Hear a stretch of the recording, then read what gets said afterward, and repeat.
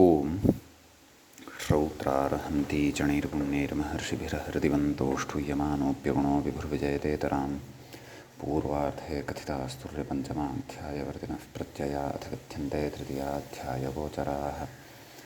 नमः सर्वेभ्यः श्रोतृभ्यः। अस्माभिः गतपाठे यद्यत् पठितं तद् एकवारं स्मरामः।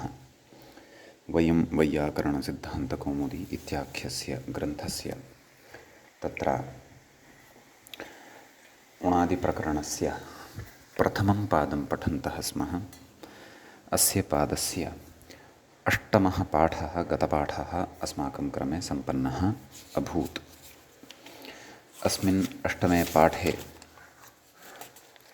तत्र सर्वादौ अस्माभिः त्रोद्दुट्च इति सूत्रे विमर्शः कृतः। अत्र यद्यपि अस्य सूत्रस्य अर्थः उदाहरणानि च तत्र गते पाठे एव अस्माभिः दृष्टानि, परन्तु अत्र कश्चन विशेषः सैद्धान्तिकः पूर्वोत्तरपक्षोपस्थापनं पूर्वकः व्याख्यात्रा तत्र उक्तः। नाम तत्र आदौ तु उक्तं नाम इडागमः न भवति। तत्र नन्वेवं प्रत्ययस्य बलादित्वात् आर्धधातुकत्वात् इडागमो दुर्वार इति वाच्यं तत्र उक्तं च मया यत् न चैवमपि इति वक्तव्यं। तत्र नेड् वशीकृति इति निषेधात्। केचित् तु त्रोदुक्चेति पठित्वा ऊप्रत्ययसन्नियोगेन प्रकृतेर्दुगागममाहुः। तेषाम् इदं मतम् आश्रित्य अग्रे नाम यथा पूर्वमेव भवतु द्वितीयमतस्य स्वीकारे दोषाः भवन्ति इति तत्र उद्भावितम्। ततः अस्माभिः सूत्रमग्रे पठितं दरिद्रादेर्यालोपश्च इति। दरिद्रादुर्गतौ इत्यस्मात् धातोः ऊः इति प्रत्ययः भवति। धातोः इकाराकारवर्णयोः लोपः च भवति इति पठितम्। तत्र दर्द्रूः कुष्ठप्रभेदः इति उदाहरणं दृष्टं। ततः नृतिसिद्ध्योः कूः इति आभ्यां धातुभ्यां कू इति प्रत्ययो भवति। नृतूः नर्तकः, श्रुधूः अपानम् इति रूपद्वयमत्र साधितं। ततः ऋतेरम् इति सूत्रं पठितम्। अमागमः नाम ऋतिसौत्रः धातुः, तस्मात् कू इति प्रत्ययः अमागमश्च भवति इति पठितम्। रन्तुर्देवनदी सत्यवाक् च इति तत्र रन्तुः इति उदाहरणं साधितं। ततः अन्दुदृम्भु जम्बू कफेलु कर्कन्धु दीदिषूः एते शब्दाः एतेन सूत्रेण साधिताः। एते कुप्रत्ययान्तः निपात्यन्ते इति तत्र उक्तम्। अन्दूर्बन्धनं द्विग्रन्थे निपातनान्नुम्। ततः दृम्भूः इति साधितम्। अनुस्वाराभावोऽपि निपातनादित्येके। दृन्भूः जनेर्बुक्जम्बूः। ततः प्रकृते जम्बु इत्यपि भवति। जमु अदने इत्यस्य इत्येके। बाहुलकाध्रस्वोऽपि जम्बुः। कफन्लाति कफेलुः। श्लेष्मातकः इत्येतस्य नाम भवति कफेलुः इति। निपातनात् एत्वं च अत्र भवति। कर्कन्ददहाति कर्कन्धूः। बदरी दिधिन् अर्थात् धैर्यं स्यति त्यजतीति दीधिषूः पुनर्भूः। केचित् तु अन्दूदृम्भु जम्बू कम्बू इति एवं रीत्या पठन्ति। ततः दृम्भ उत्क्लेशे दृम्भूः सर्पजातिः। कम्बेर्वुक् कम्बोः परद्रव्यापहारी। मृग्रोरुतिः इति अग्रिमं सूत्रं पठितम्। उतिति प्रत्ययः अत्र पठितः। इकारः इति संज्ञकः भवति। मरुत् गरुत् इति तत्र साधितं। गरुत् इत्यस्य पक्षः इति अर्थः उक्तः। ततः ग्रोमुट् च गिरतेरुतिस्तस्य गिरतेः उतिः भवति तस्य मुडागमः च इति अर्थः दृष्टः। घर्मुत्सुवर्णं लताविशेषः इति च उदाहरणान्तरं तत्र दृष्टं। ततः हर्षेरुलच् हर्षुलो मृगकामिनोः नाम एतद् अर्थः मृगः इति कामी इति च अर्थः हर्षुलित्येतस्य भवति। बाहुलकात् चटतेः चटुलं शोभनं। तदनन्तरं हृसृरुहि युषिभ्यः इति हि इति प्रत्ययविधायकम् इदं सूत्रमपि पठितं। हरितककुभिवर्णे च तृणवाजिविशेषयो हरित इति शब्दः अत्र साधितः तकारान्तः, सरित् इति साधितं, ततः रोहित् योषित् एतानि अन्यानि च उदाहरणानि अत्र दृष्टानि। ततः ताडेरनिलुक्चा इति सूत्रं पठितं। ताडयति इति तडित् अत्रापि इति प्रत्ययः एतेन विहितः। ततः शमेर्ढः इति पठितं। बाहुलकादि इति संज्ञा ए आदेशाः इटजना। षण्ढः स्यात् पुंसि गोपतौ। षण्ढः इति शब्दः साधितः। षण्ढः क्लीबः नाम नपुंसकः इति अर्थः तस्य भवति इति दृष्टम्। ततः कमेरठः इति अग्रिमं सूत्रं पठितं। कमठः कच्छपे पुंसि भाण्डभेदे नपुंसकम् इति मेदिनी। बाहुलकाज्जरठः इमानि उदाहरणानि साधनानि। ततः रमेर्वृद्धिश्च रामठं हिङ्गुः इति हिङ्गर्थे अयं शब्दः विशिष्टः साधितः रामठ इति। ततः शमेः खः शङ्खः इति रूपं साधितं नाम शमधातोः कप्रत्ययः भवति। कणेष्ठः कण्ठः इति साधितं। ततः कलस्त्रिपश्च त्रिपतेः करप्रत्ययः चातृपतेः त्रिपतालता त्रिफला तु फलत्रिके इति त्रिफला इति रूपद्वयम् अत्र अस्माभिः साधितं। कलस्त्रिपश्च तत्र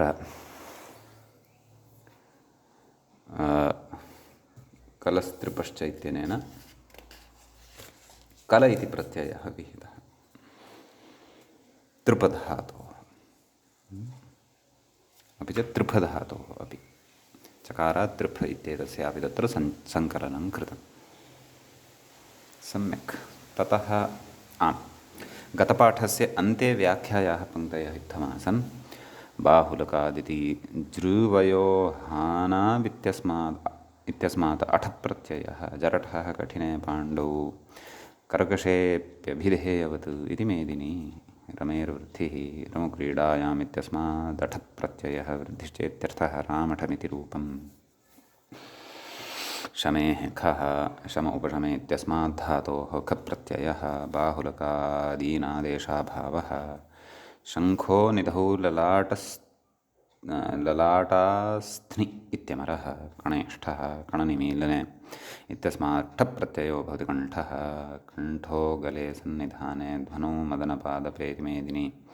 कलस्त्रिपश्च त्रिवप्रीणन इत्यस्मात् धातोः कलप्रत्ययः त्रिफलेति रूपं साधयति चादिति। चकारः त्रिफधातोः समुच्चायक इति भावः इति। एतावत्पर्यन्तः व्याख्याभागः च अस्माभिः अत्र पठितः इति। उणादिप्रकरणस्य प्रथमपादस्य अष्टमः पाठः प्रवृत्तः अभूत्। अधुना तावत् उणादिप्रकरणस्य प्रथमस्य पादस्य अस्मत्क्रमे नवमः पाठः आरब्धः भवति। तत्र अधुना अग्रिमं सूत्रम् अस्माभिः पठनीयं वर्तते। अग्रे मूले व्याख्यायाञ्च सूत्रं दृश्यते। शपेर्बश्च इति। अत्र शपेः इति तु वर्तते पञ्चम्यन्तं, बः इति प्रथमान्तं, च इति अव्ययं भवति। सम्यक्। तत्र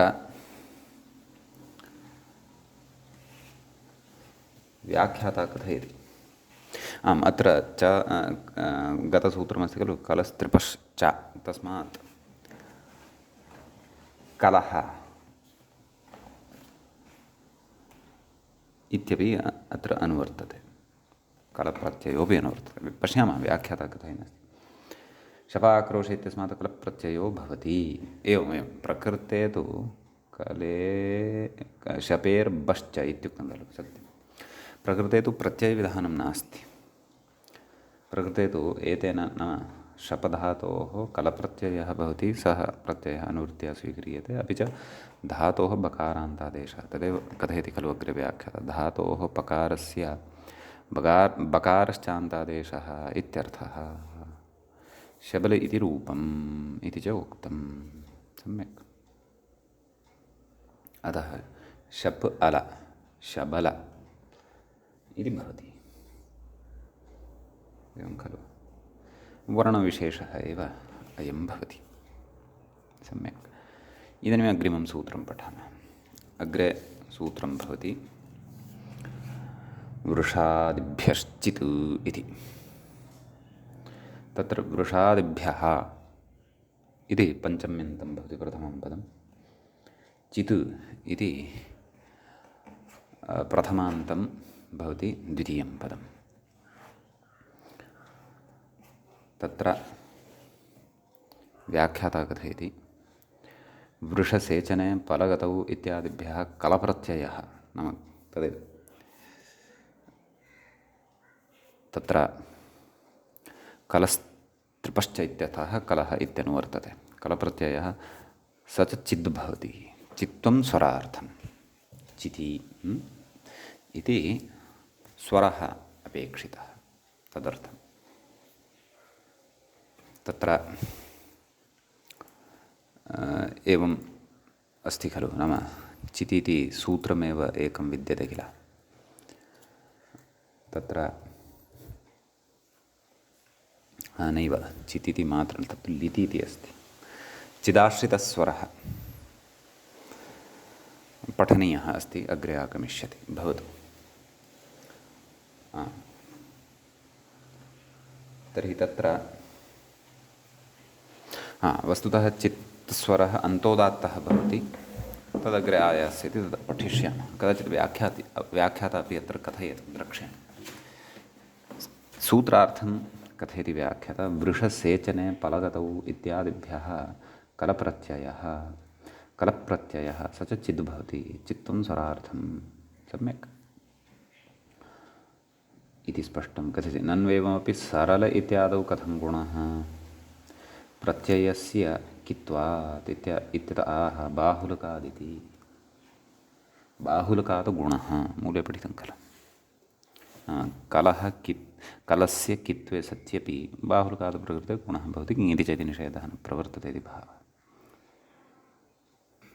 परन्तु ततः पूर्वं वस्तुतः प्रथमम् उदाहरणं किम् अस्ति मूले इति चेत् वृषलः। वृषधातोः कलप्रत्ययः ककारस्य इति संज्ञायां वृषला इति सिद्ध्यति। शूद्रः इति अर्थः भवति, अश्वः इत्यपि अर्थो भवति, दुष्टः इत्यपि अर्थः भवति वृषलशब्दस्य। पललम् इत्यस्ति। पलधातोः कलप्रत्ययः।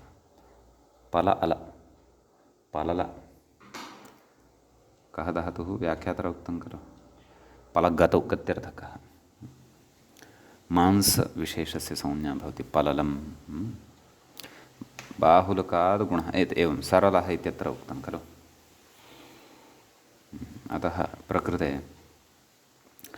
सृगतौ इति धातुः भवति, तस्मात् कलप्रत्ययः बाहुलकाद् गुणः भवति। ऋवर्णस्य अर् इति वर्णः आयाति। सरल विभक्तिकार्ये कृते सरलः इति प्रयोगः सिद्ध्यति। तृधातोः प्लवनसन्तरणयोः तरलः इत्यपि अस्ति। सम्यक्। अग्रे कम्बल् इत्यत्र प्रक्रियामाह बुग् इति लङ्गेर्वृद्धिश्च, तत्तु अग्रे अस्ति। कमेर्बुक् च इत्युक्तं। नाम एतेनैव इदं प्रायः गणसूत्रमस्ति उक्तं खलु। नाम कमधातोः कलप्रत्ययः अपि च धातोः बुगागमः। अतः कम् अल बुक् कम्ब् अल बुकः ब अवशिष्यते। कम्बल विभक्तिकार्ये कृते कम्बलः इति सिद्ध्यति। ततः खण्डने मुसलम् इति मुसधातोः कलप्रत्यये मुसल विभक्तिकार्ये कृते नपुंसकलिङ्गव्यवस्थां च आश्रित्य मुसलम् इति रूपं साधयामः। सम्यक्। अग्रे कथयति लङ्गेर्वृद्धिश्च इत्यपि गणसूत्रमेव अस्ति। नाम वृषादिषु इदं गणसूत्रं पठ्यते। लगिगतौ इत्यस्मात् व्याख्यातः कथयति पश्यन्तु। लगिगतौ इत्यस्मात् करप्रत्ययो भवति प्रकृतेर्वृद्धिश्च लाङ्गलम् एवं खलु। तद् इदित्वानुं भवति लङ्ग कल लङ्ग अल लङ्गल वृद्धिः अपि भवति। तत्र अकारस्य स्थाने वृद्धिवर्णः लाङ्गल इति जायते। विभक्तिकार्ये कृते लाङ्गलं हलीशा इति भवति खलु। लाङ्गलं पूर्वं पठितमासीत् अस्माभिः। लाङ्गलमिति रूपम्। अग्रे पुनः अत्र एकं गणसूत्रं वर्तते। तत्र व्याख्याता अपि कथयति, मूले अपि अस्ति। कुटिकशिकौतिभ्यः प्रत्ययस्य मुट् च ग्रहणं कोष्ठके स्वीकृतं। प्रायः सर्वत्र नास्ति अयं पाठः इति कृत्वा एवं खलु। कोऽर्थः? कटिकुशिकौतिभ्यः व्याख्याता कथयति कटकौटिल्ये कष गतिशासनयोः कुशब्दे कौति इति ष्टिपानिर्देशः वर्तते खलु। कुशब्दे येषां द्वन्द्वात् पञ्चमी एभ्यः कलप्रत्ययः भवति, तस्य मुडागमश्च भवति इत्यर्थः इत्यस्ति। कुटुमलः इत्येव रूपं। सम्यक्। तर्हि कुटि इति अस्ति खलु। इका निर्दिष्टः अस्ति अयं धातुः। कुटकौटिल्ये इति अस्ति मूलतः धातुः। गणसूत्रे इका निर्दिष्टः वर्तते। अतः कुट् कलप्रत्ययः कुट् अल धातोः प्रत्ययस्य च मुडागमः। कुट् मल कुट्मल विभक्तिकार्ये कृते कुट्मलः इति सिद्ध्यति। कलिकाविशेषः। अग्रे व्याख्याता कथयति कुड्मलशब्दस्तर्हि इत्याशङ्कायामाः कुडेरपि इति मूले। कुडेरपि नाम कुडि इत्यस्मादपि भवति। कुड कल कुड अल प्रत्ययस्य मुडागमः कुड्मल इत्यपि सिद्ध्यति। सम्यक्।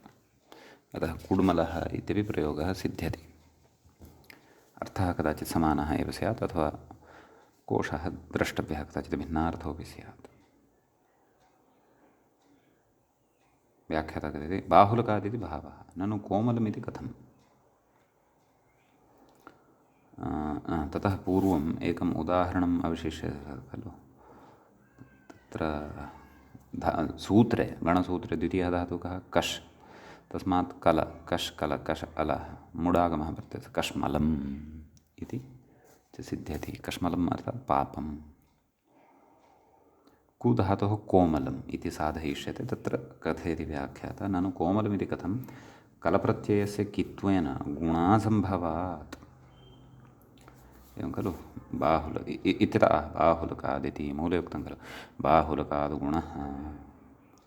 सम्यक्। कु कल कु अल प्रत्ययस्य मुडागमः कु मल गुणः कोमल विभक्तिकार्ये कृते कोमलम् इति सिद्ध्यति। सम्यक्। अतः वृषादिभ्यश्चित् इति इत्यत्र गणसूत्रव्यवस्थया एते शब्दाः विशिष्टाः सिद्ध्यन्ति, अन्वाख्यायन्ते। समीचीनम्।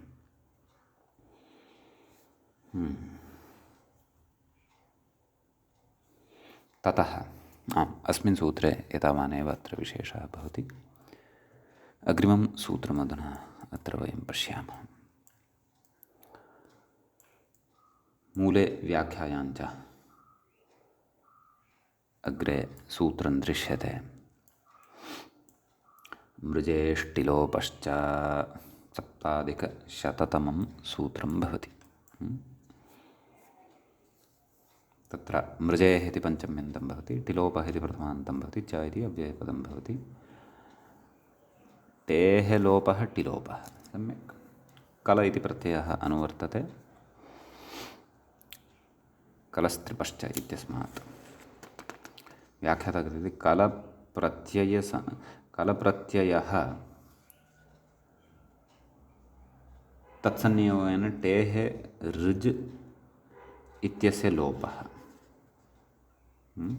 मृज् धातोः कलप्रत्ययः भवति, कलप्रत्यये परतः मृज् इत्यत्र यः ऋज् इति वर्तते तस्य लोपः भवति। मलमिति रूपं। सम्यक्। तर्हि मृज् कल, मृज् अल इति लोपः, मु अल मल विभक्तिकार्ये कृते मलम् इति सिद्ध्यति।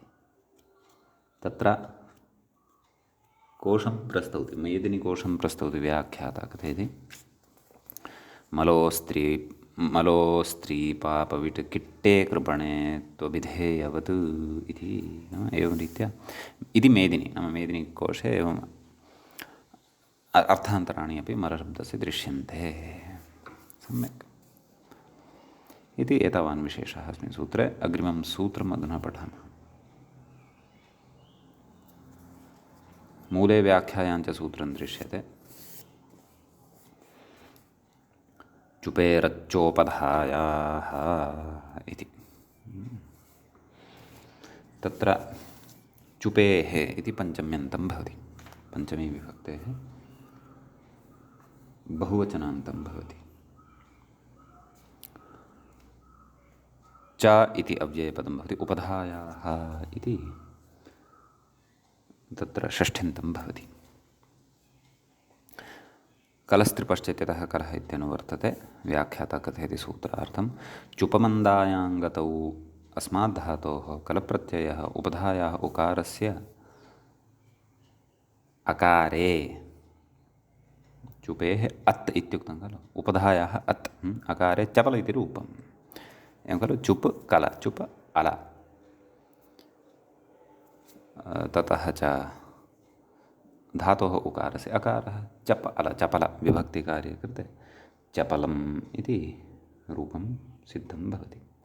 चञ्चलम् इति भावः। चुपमन्दायां गतौ। अस्तु, अग्रिमं सूत्रं शकिशम्योर्नित् इत्यस्ति। तत्र शकिश्च शमिश्च, शकिशमी तयोः शकिशम्योः इत्यस्ति। नित् इति प्रथमान्तं। व्याख्याता कथयति आम्, अपि च प्रकृते कलस्त्रिपश्च इत्यतः कलः इत्यस्य अनुवर्तनं भवति प्रत्ययस्य। व्याख्याता कथयति शक्ल् शक्तौ शप उपशमये आभ्यां कलप्रत्ययो निच्च भवति, नाम कलप्रत्ययः विधीयते स च नित् भवति। शकलं शमलम् इति रूपं। शकधातोः कलच् तस्य ककारस्य संज्ञा शक अल, शकल विभक्तिकार्ये कृते शकलम् इति सिद्ध्यति, नाम खण्डविशेषः। शमलं शकलमिति अवकरम् इत्यपि भवति, अवकरः इत्यपि भवति। अस्तु, शमलं प्रकृते शं धातुः कलप्रत्यये सति शम अल, शमल विभक्तिकार्ये कृते शमलम् इति च सिद्ध्यति। अशुद्धम् अथवा पापम् अथवा विष्ठा इत्यादयः अर्थाः अस्य दृश्यन्ते कोशे। सम्यक्। इति अयम् अत्र विशेषो भवति। अग्रिमं सूत्रम् अधुना पश्यामः। मूले व्याख्यायां च सूत्रं दृश्यते। छो-गुघ्रस्वश्च। छः इति छो-छेदने इति छो इत्येतस्य कृतात्वस्य पञ्चमीविभक्तेः एकवचनान्तं रूपं वर्तते। गुकु इति प्रथमान्तं, प्रथमाविभक्तेः एकवचनान्तमस्ति। ह्रस्वः इत्यपि प्रथमान्तं, च इति अव्ययं भवति। सम्यक्। तत्र तदेव कलस्त्रिपश्चित्यतः कलः इत्यनुवर्तते। व्याख्यातः सूत्रार्थः उच्यमानः अस्ति। छोछेदने अस्मात् कलप्रत्ययः गुगागमः। सम्यक्। प्रकृतेः अवयवस्य अकारस्य ह्रस्वश्च भवति, आकारस्य ह्रस्वश्च भवति इत्यर्थः। सम्यक्। किं रूपं छगलः तर्हि छो इति तस्य आदेशोपदेशः न आत्वं छा कलप्रत्ययः छा छा अल गुगागमः प्रकृतेः तच्च कित्वादन्तावयवः छाग् अल अपि च धातोः यः आकारः तस्य ह्रस्वः एतेन सूत्रेण छ ग अल छगल सम्यक् विभक्तिकार्ये कृते छगलः इति सिद्ध्यति ततः अग्रे कथयति व्याख्याता ननु कथं छागल इति अनेन ह्रस्वस्य दुर्निवारत्वादित्यतः प्रज्ञादित्वादिति मूले उक्तं खलु प्रज्ञादित्वात् छागलः प्रज्ञादिभ्यश्च इत्यणि छागल इति भवति इत्यर्थः स्वार्थिकोऽयं तद्धितप्रत्ययः एवं खलु अयं स्वार्थे भवति अस्माभिः तत्र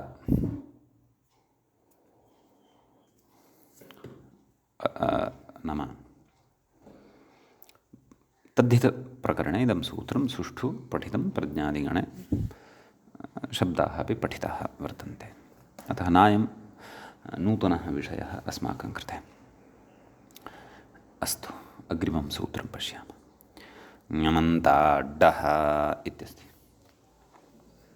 ञमन्तात् इति पञ्चमी विभक्तेः एकवचनं डः इति प्रथमान्तं व्याख्याता कथयति ञं प्रत्याहारः ञमन्तात् नाम तत्र यम् अन्ते यस्य सः यमन्तः बहुव्रीहिः अस्ति तस्मात् यमन्तात् अर्थं कथयति व्याख्याता इदानीं कलप्रत्ययविषयः सम्पन्नः अत्र कथयति डप् प्रत्ययः उच्यमानः अस्ति यमन्तात् धातोः डप् प्रत्ययः स्यात् यमन्तः यः धातुः तस्मात् डप् प्रत्ययो भवति तत्र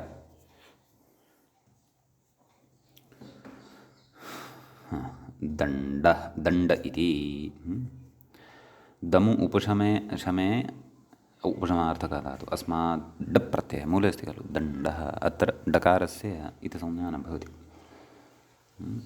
बाहुलकादेव वक्तव्यं तर्हि दम् ड मकारस्य अनुसारः परसवर्णम् अणकारः लभ्यते दण्ड विभक्तिकार्ये कृते दण्डः इति सिद्ध्यति सम्यक् नेड् वशीकृति इति निषेधादिडागमो न अस्तु बाहुलकात् चुटु इति संज्ञा न तदेव अन्यथा इति संज्ञा वारयितुं न शक्यते एवं खलु ततः दण्डो स्त्रीलगुडेऽपि स्यात् इति अमरः नाम स्त्रीलिङ्गे न भवति नपुंसके अथवा पुल्लिङ्गे तु भवति लघुडे अर्थे अपि भवति इति अमरकोशे अस्ति सम्यक् रण्डा इत्यस्ति अग्रिमं पदं व्याख्याता कथयति रमुक्रीडायां यतः दम् इति ञमन्तः धातुः तद् रम् इत्यपि ञमन्तः धातुः कथयति रमुक्रीडायाम् इत्यस्मात् डप् प्रत्ययः कथयति रण्डा मूषकपर्ण्य एवं खलु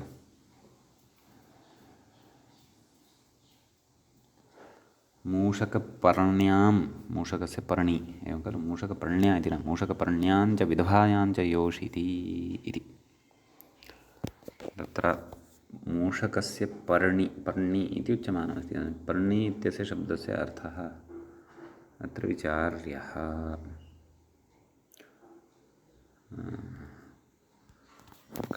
विशिष्टः अर्थः द्रष्टव्यः कोशे मूषकस्य बिलविशेषो वा अथवा अन्यः विषयः द्रष्टव्यः तथैव विधवा इति अर्थः योषित अर्थात् स्त्री इत्यपि अर्थः भवति रण्डा इत्येतस्य इति मेदिनी अस्ति मेदिन्यां वर्तते एवं खलु खण्ड इति अस्ति खण्डः मूले तत्र कथयति खनु अवधारणे ञमन्तः अयमपि धातुः खण्डो स्त्रीशकले च इक्षुविकारमणिभेदयोः इति कोशः नाम कोशे एवम् अर्थाः दृश्यन्ते प्रकृते कस्य खण्ड इत्येतस्य अत्र मण्डः तत्र मनज्ञाने इत्यस्मात् डप्रत्ययः अत्रापि धातोः अन्ते नकारः श्रूयते, अतः ञमन्तः अयं धातुः। अतः तदेव अस्मात् डप्रत्यय मण्डः इति सिद्ध्यति। मण्डः पञ्चाङ्गुले शाकभेदे क्लीबन्तु मस्तुनि। क्लीबन्तु मस्तुनि, मस्तु इत्यपि मस्तु इति रूपं पूर्वं साधितं खलु, तस्मिन् अर्थे क्लीबता भवति इति अत्रोक्तम् इति मेदिनीकोशे इति कथयति। अस्तु, वण्डः इत्यस्ति छिन्नहस्तः इति कथयति मूले। व्याख्याता कथयति वनसम्भक्तौ इत्यस्मात् डप् प्रत्ययः, वन् इत्यपि ञमन्तः खलु, अतः सम्यक्। अण्डः गत्यादिषु, अतः डप् प्रत्ययः इति मकारस्य तदेव अनुस्वारः परसवर्णत्वं भवति सर्वत्र। अण्डः इति बाहुलकात् स्वभावः षण्डः इति। बाहुलकात् सत्त्वाभावः, एवमेव क्वा षणुदाने इति अस्ति खलु, षणुदाने इत्यस्मात् डप् प्रत्ययः धात्वादेशस्य इति सत्त्वशङ्कामाः बाहुलकादिति तदेव। अन्यथा नाम शोपदेशः खलु अयं धातुः, अतः शोपदेशत्वे सति प्रकृते धात्वादेशस्य इत्यनेन स स्यात् खलु, तथा चेत् षण्डः इति स्यात्, परन्तु तथा न, प्रयोगस्तु षण्डः इति श्रूयते, अतः सम्यक्। षण्डः इत्येतस्य सङ्घातः इत्यर्थः, मूले उक्तं खलु, सङ्घातः नाम समूहः। गण्ड इति तत्र आम् व्याख्याते गम्लुगतौ डप् प्रत्ययः सति मकारस्य अनुस्वारः परसवर्णत्वेन णकारः गण्डः इति सिद्ध्यति। चण्डः चणदाने व्याख्याता कथयति डप् प्रत्यये चण्डः इति भवति। अत्र तु स्वाभाविक एव णकारः अस्ति। पण्डः पणव्यवहारे खलु, गण्डः चण्डः इति, गण्डः इत्यस्य अर्थः कपोलः इति भवति, चण्डः इत्यस्य उग्रः इत्यर्थः भवति। पण्डः पणव्यवहारे स्तुतौ च, सम्यक्। नपुंसकः इत्यपि अर्थः भवति पण्डः इत्येतस्य, तदेव मूले उक्तं खलु, पण्डः क्लीबः, पण्डा बुद्धिः स्त्रीलिङ्गे चेत् बुद्धिः इति अर्थः भवति। तद् ञमन्ताड्डः इत्येव सर्वत्र व्यवस्था अवगन्तव्या। व्याख्याता कथयति एवं फाण्ड् इत्यादि उह्याः। फाण्डव फण्डव इति, फण इति धातुः चेत् डप् प्रत्यये फण्ड इति सिद्ध्यति। तर्हि फण्डैव फाण्ड इति चेत् तर्हि तु प्रज्ञादिगणे पुनः अन्तर्भावः द्रष्टव्यः। मूलधातुः तु फण इति अस्ति। समीचीनम् इति अयं विशेषः अस्मिन् सूत्रे भवति। इदानीम् अग्रिमसूत्रे प्रत्ययः यद्यपि ड एव, तथापि अन्यः अपि कश्चन विशेषः तत्र वर्तते। सम्यक्। मूले व्याख्यायां च सूत्रं दृश्यते अग्रे। क्वादिभ्यः इत् इति अस्ति।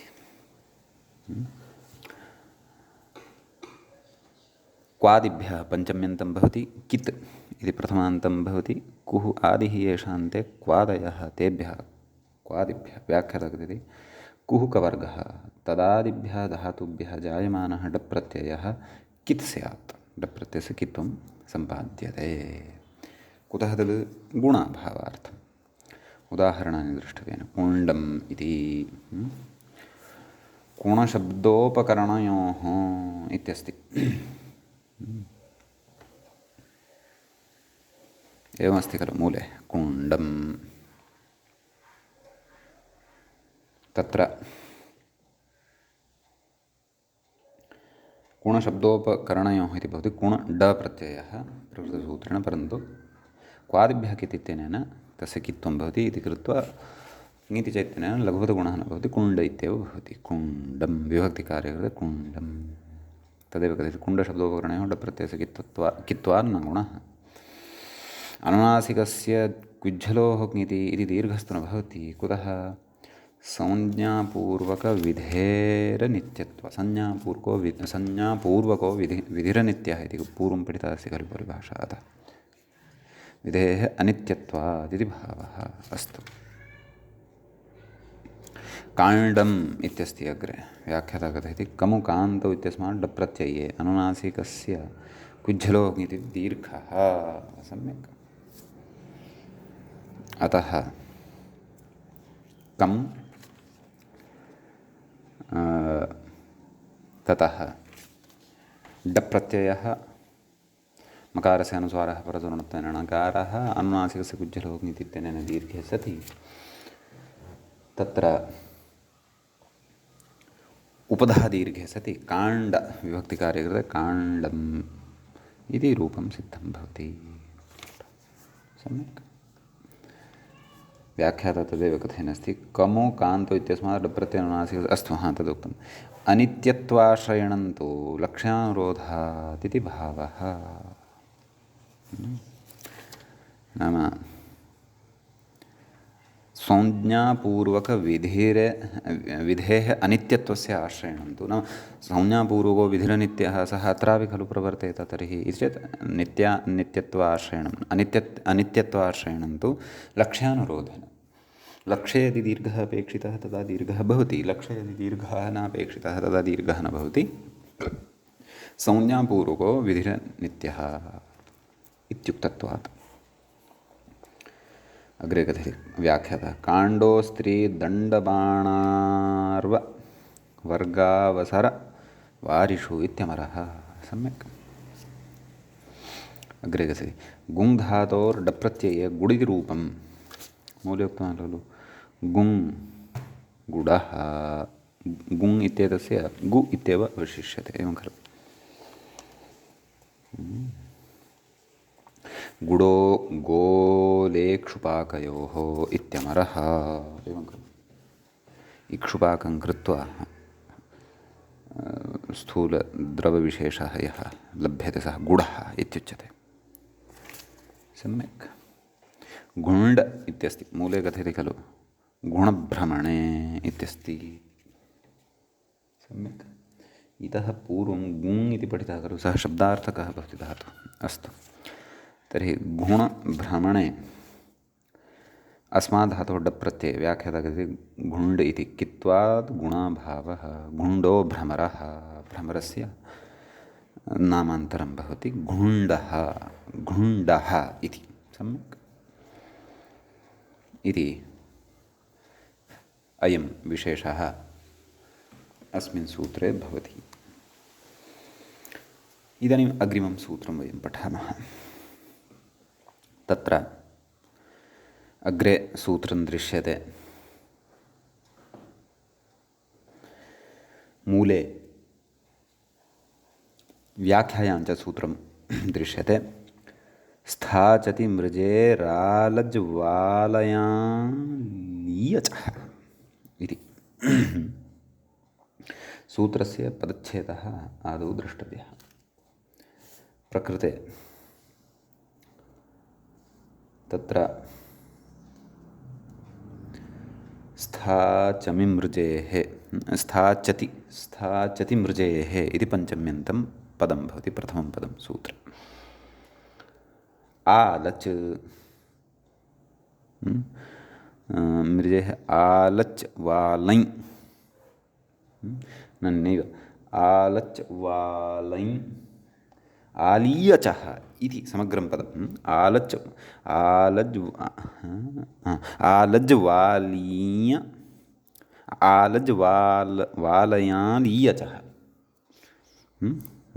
द्वेव पदे स्तः स्थाचति मृजेः इति पञ्चम्यन्तम् आलज्वालयालीयचः इति च प्रथमान्तं प्रथमविभक्ते बहुवचनान्तं द्वितीयं पदं भवति। कथं विग्रहं पश्यामः।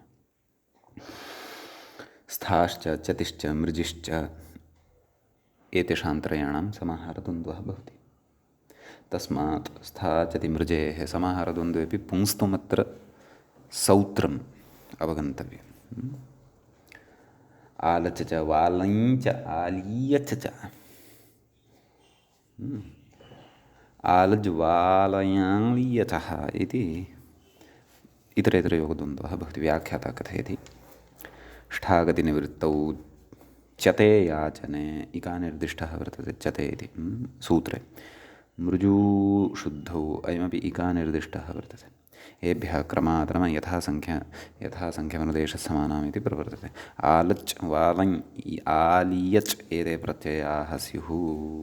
सम्यक् इति अयम् अर्थः सूत्रस्य भवति। उदाहरणानि द्रष्टव्यानि।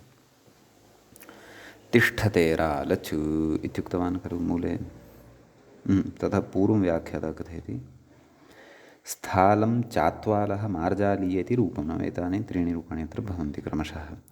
अत्र लचासिद्धे आलचि आकारोच्चारणं निष्फलमेव। क्व तत्र स्थालम् इत्यत्र वा, यतः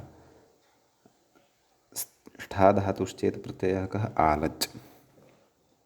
सम्यक् तत्रैव कथयति नाम लचा नाम लच् एव पर्याप्तः खलु। आकारः किमर्थः आकारोच्चारणं निष्फलम् इति कथयति। स्थालं व्याख्याता कथयति तर्हि ष्ठाधातु धात्वादेशः स इति भवति। स्था आलच् स्थालच् सवर्णदीर्घः विभक्तिकार्ये कृते स्थालम् इति सिद्ध्यति। स्त्रियां तत्र स्थाली जातेरस्त्रीविषयादयो पदात् इति प्रायः इति नैव तथैव स्यात् खलु। यतः प्रत्ययः अस्ति तत्र आलच् इति अस्ति, तस्य षित्वं तु नास्ति, परन्तु गौरादिगणे अन्तर्भावात् ङीष् वा वक्तव्यः। अथवा आकृतिग्रहणजातिः इति जातिलक्षणं कथञ्चित् उपपाद्य ङीषि सति स्थाली इति वा वक्तव्यम्। अस्तु, अस्मिन् विषये अत्र चर्चा न दृश्यते, परन्तु अस्माकं सविधे बहवः प्रकाराः भवितुम् अर्हन्ति ङीषं गीपं वा अत्र साधयितुं स्त्रीप्रत्ययप्रकरणात्। अस्तु, व्याख्यातव्यं स्थालं भाजनभेदोऽपि स्थाली स्यात् पादलेखयोः इति मेदिनी। भोजनपात्रविशेषाः अपि भवति स्थालः स्थालम् इति। इदानीं चते इति धातुः, चते याचने इत्यस्मात् धातोः कः प्रयोगः कः प्रत्ययः मूले उक्तं चतेर्वालञ् रूपं किं चात्वालः। तर्हि चत् वालयः वाल इति अवशिष्यते। सम्यक् ततः प्रकृते अत उपधायाः इत्यनेन वृद्धिः, यतः ङित् परतः अस्ति अयं निमित्तम् अस्ति, अतः चात्वाल चात्वाल। सम्यक् व्याख्याता कथयति चात्वालो यज्ञकुण्डे स्यादिति मेदिनी। यज्ञकुण्डार्थे चात्वालशब्दः प्रयुज्यते। ततः मृजधातोः मूले उक्तं खलु मृजेरालीयच्। तर्हि मृजधातोः आलीयच् आलीयचः आलीय इति अवशिष्यते। मृज आलीय मृजेर्वृद्धिः इत्यनेन वृद्धिः। मार्ज आलीय मार्जालीय मानव विभक्तिकार्ये कृते मार्जालीयः इति सिद्ध्यति। मूले उक्तं खलु मार्जालीयो बिडालः। व्याख्याता कथयति मार्जालीयः स्मृतः शूद्रे बिडाले कायशोधने इति मेदिनीकोशे इत्थं वर्तते। एवञ्च क्रमशः इमानि एवमत्र उदाहरणानि अवगन्तव्यानि। अग्रिमं सूत्रम् अधुना वयं पठामः। सूत्रम् अग्रे दृश्यते। मूले व्याख्यायाञ्च पतिचण्डिभ्यामालञ् इत्यस्ति। तत्र पतिचण्डिभ्याम् इति पञ्चम्यन्तं भवति। पञ्चमी विभक्तेः द्विवचनान्तं भवति। आलै इति प्रथमान्तं भवति। प्रथमाविभक्तेः एकवचनान्तम्। पतिश्च चण्डिश्च पतिचण्डी ताभ्यां पतिचण्डीभ्याम् आलयन्ति प्रथमान्तम् इति तु उक्तमेव। व्याख्याता सूत्रार्थं कथयति। पत्लुगतौ चडिकोपे आभ्यां चडिकोपेति इदित् अस्ति, पत्लु इति तु लिदित् अस्ति कथयति। आभ्याम् आलयं प्रत्ययः स्यात्, आलचो ङित्वादुपधः वृद्धिः। पतधातोः आलयं पत आल अतोपधायाः पात आल पाताल विभक्तिकार्ये कृते पातालः इति सिद्ध्यति। सम्यक्। ततः व्याख्याता कृते पतन्त्यस्मिन् इति पातालः चण्डालः चडि इति धातोः आलयि तत्र इदित्वान्नुं चण्ड आल चण्डाल इति सिद्ध्यति। व्याख्यातदेव कथयति इदित्वान्नुमि अदुपधत्वाभावान् न वृद्धिः। चाण्डाल इति तु प्रज्ञादित्वात् बोध्य इति उज्ज्वलदत्तादयो वदन्ति। कश्चन स्यात् वैयाकरणः तदाह एक इति मूले उक्तं खलु।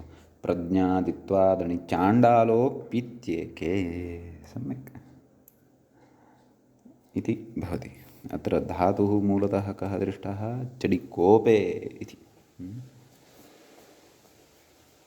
सम्यक्। परन्तु सत्यं कोऽपि यः भवति सोऽपि चण्डालः भवति वक्तुं शक्यते। पतितः क्रूरकर्म यः करोति क्रूरकर्म यः करोति सः वा। सम्यक्। व्याख्याते अत्र अस्वरसबीजन्तु इत्येके नाम स्वयं साक्षात् न स्वीकृतवान् एतं मतम्। एके नाम केचन कथयन्ति, अन्ये कथयन्ति इति उक्तवान्। कथयति अस्वरसबीजन्तु कुलालवरुणनिषादचण्डालमित्रेभ्यः इति वार्तिकभाष्यविरोध एव। तत्र हि एतेभ्यः स्वार्थे अणविहितः। एवं खलु। तत्र हि एतेभ्यः स्वार्थे अणविहितः। स्वार्थे अण यदि तत्र विहितः तर्हि केन विहितः? कुलालवरुणनिषादचण्डालमित्रेभ्यः इत्यनेन वार्तिकेन वा इत्येव। नाम प्रज्ञादित्वान्न इति भावः इति अत्रत्येन विवरणेन इत्थं भाति। अस्तु इति एतावान् विशेषः अस्मिन् सूत्रे भवति। अग्रिमं सूत्रम् अधुना पठामः। मूले सूत्रं प्रति मूले स्थितं सूत्रं प्रति व्याख्याता इङ्गितं करोति। तमिविषि मूलसूत्रं समग्रं पठामश्चेत् तमिविषि विडिमृणि कुलि कलि पलिपञ्चिभ्यकालन् इति अस्ति। अत्र केषां नाम प्रथमं तिमिविषि विडिमृणि कुलि कपि पलिपञ्चिभ्यः इति पञ्चम्यन्तं भवति। कालन् इति प्रथमान्तं भवति। प्रथमे पदे केषाम् इतरेतरयोगद्वन्द्वः अस्ति। तद् व्याख्याता पठति। तमुकाङ्क्षायां विषप्रवेशने बिड आक्रोशे मृणहिंसायां कुलसंस्त्याने कपिचले पलगतौ पचिविस्तारे अष्टौ सन्ति। येषां द्वन्द्वात् पञ्चमी बहुवचनम् अष्टौ सन्ति। कः प्रत्ययः? कालन्। तस्य किम् अवशिष्यते? काला इति नकारस्य इति संज्ञा भवति। एवं खलु। क्रमशः एकमेकं धातुं गृहीत्वा उदाहरणानि कथयन्नस्ति मूले ग्रन्थकारः। तमालः तमुकाङ्क्षायाम् इति धातोः कालनि प्रत्यये तम् सः कित् अस्ति। सम्यक्। अतः आल इत्येव विषयः। तमाल इति किदपि अस्ति, निदपि अस्ति। नित्करणं स्वरार्थं, कित्करणं तदेव क्वचित् गुणादिकं न प्राप्तं भवेत् इति। अग्रे तमालस्तिलके खड्गे तापिच्छे वरुणद्रुमे इति मेदिनी। सम्यक् इति वर्तते। इति अर्थः उक्तः वर्तन्ते। विषधातोः विशालः। विष कालन् विशाल वेशालच्छङ्कटचौ इति अष्टाध्यायीसूत्रद्वारा अपि अस्माभिः साध्यते खलु विशालशब्दः तत्र अर्थभेदः अस्ति वा इति द्रष्टव्यम्। आम् विडि इति धातोः विडालः धातुः वकारः दृश्यते, उदाहरणे तु बकारः इति दृश्यते, मूले अपि व्याख्यायामपि बिडालः अर्थात् मार्जालः तदेव कथ्यते अग्रे आखुर्बिडालो मार्जालः इत्यमरः भवयोरभेदद्वारा प्रकृते बकारयुक्तः प्रयोगः अपि ग्राह्यः इति भाति। मृणधातोः कालनि मृणालः मूले मृणालम् इत्युक्तम् अस्ति, एवं खलु। कमलनारविशेषः कुम्भकारार्थे कुलधातोः कालनि कुलालः कुलालः ककुभे कुम्भकारे इति मेदिनी सम्यक्। कपधातोः कः धातुः अत्र कपि चलने खलु कपालं कालन् इति प्रत्ययः भवति मानव। तत्र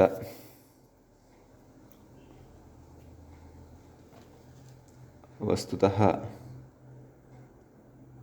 इदित् अस्ति, अतः इदित्वा नुम् स्यात्, तस्य बाहुलकात् वस्तुतः लुक् वा अथवा काचित् व्यवस्था द्रष्टव्या। अतः प्रत्ययस्य तु प्रकृतश्रवणं नुमः तु निष्पन्ने रूपे श्रवणं नास्ति खलु, अतः कपालम् इति सिद्ध्यति। अग्रे अस्ति कपि पलि पलगतौ इति खलु पलधातोः कालनि पलालम् धान्यतृणविशेषः। अग्रे पचि पञ्चिभ्यः इत्युक्तं खलु तत्र पचि विस्तारे इदित्वा नुम् पञ्च आल पञ्चाल विभक्तिकार्ये कृते पञ्चालाः जनपदवाच्यम् इति कृत्वा बहुवचनान्ततयैव प्रयुज्यते इति अस्माभिः पूर्वं तद्धितेषु श्रुता अस्ति एषा व्यवस्था। तर्हि कपालमित्यत्र नुमः अप्रवृत्तिबाहुलकादेव वक्तव्या, व्याख्यात्रा न उक्ता, परन्तु तादृशः विषयः एतावता अस्माभिः स्वयम् अवगन्तव्यः। सम्यक् इति एतावान् विशेषः अस्मिन् सूत्रे भवति। अग्रिमं सूत्रं पश्यामः। मूले व्याख्यायाञ्च अग्रे सूत्रं भवति पतेरङ्गच् पक्षिणी इति अस्ति। तत्र पतेः इति पञ्चम्यन्तं भवति पदम्, अङ्गच् इति प्रथमान्तं, पक्षिणी इति च सप्तम्यन्तं सप्तमी विभक्तेः एकवचनान्तं भवति।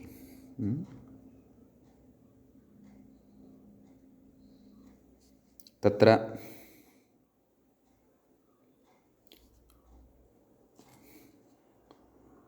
आम् अर्थः कः इति चेत् व्याख्याता कथयति पश्यन्तु।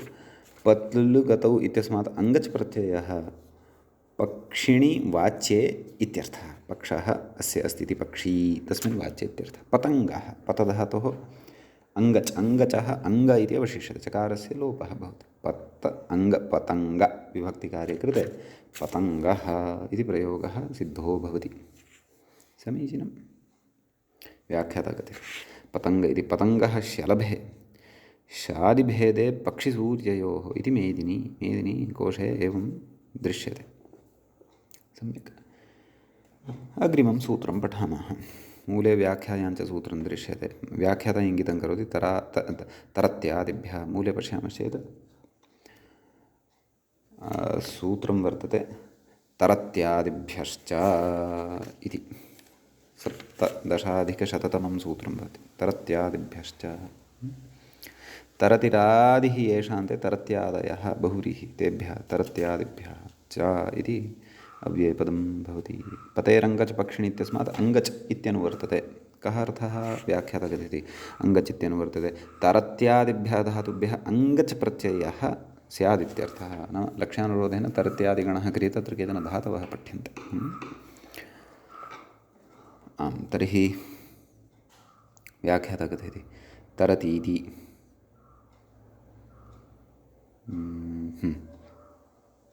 तत्र तृप्लवनसन्तरणयोः इत्यस्य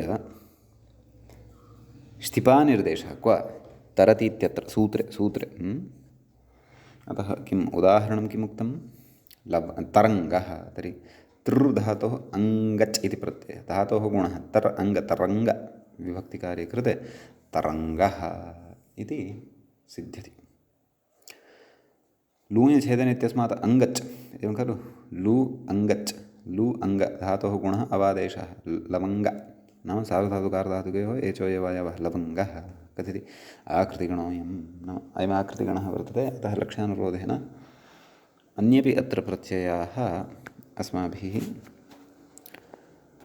अन्तर्भावयितुं शक्यन्ते सम्यक् इति अस्ति अत्र कश्चन विशिष्टः अर्थः ततः